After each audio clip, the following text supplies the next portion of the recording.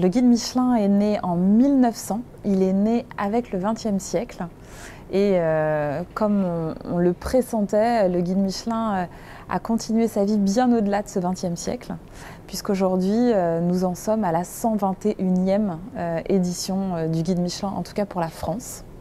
C'est un guide dont le berceau est à Clermont-Ferrand puisque le groupe Michelin est né à Clermont-Ferrand. Et il a été fait au tout début du XXe siècle pour accompagner la croissance de l'automobile et l'essor que les Français pouvaient avoir en le déplacement automobile en général.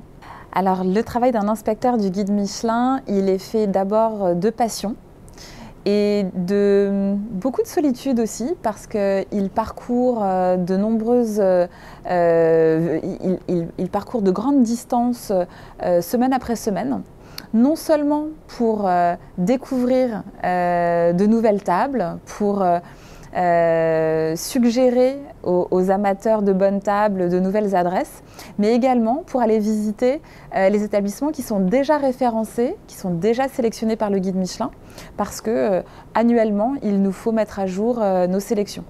Les étoiles sont attribuées aux restaurants parce qu'elles récompensent le travail de toute une équipe.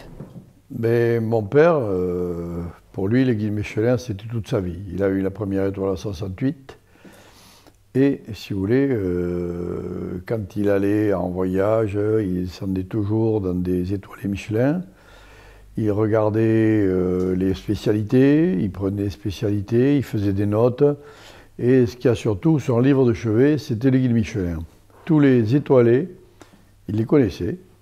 Et il connaissait les 3 spécialités qui étaient dans le guide Michelin. Où il disait tel endroit, tel... Pop, pop, pop. Voilà, c'était... Il avait une passion pour les guides Michelin qui le lui a bien rendu puisqu'il a eu une 2e étoile en 1971. Alors que j'étais là avec lui depuis 1 an. Voilà. Alors pour moi, je vais être très simple, très rapide. Pour moi, le guide Michelin, c'est la Bible du gastronome. Point la ligne.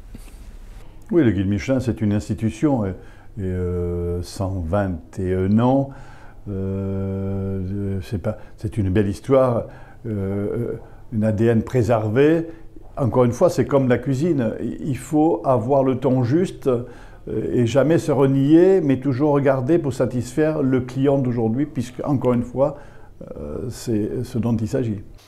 Déjà, il y a une relation avec mon père qui m'a appris beaucoup de choses, qui m'a transmis l'affaire. Et avec cette transmission, il m'a transmis son amour immodéré pour le guide Michelin. Voilà. C'est pas plus compliqué que ça.